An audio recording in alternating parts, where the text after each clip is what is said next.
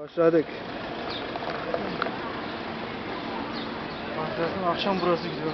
Oo, ortama bak.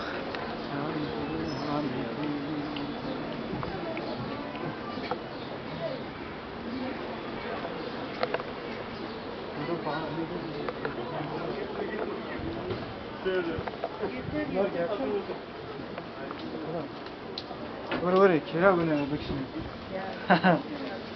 Vay anasını.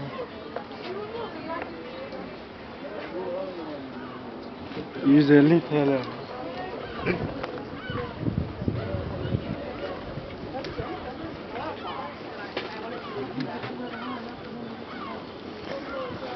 Abi biz de o maceracı gibi olduk ha.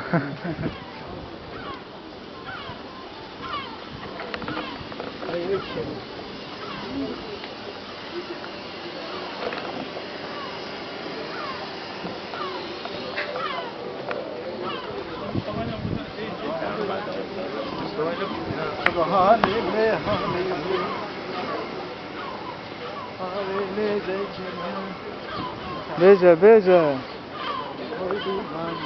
Bakay. Tarihi eserler var burada.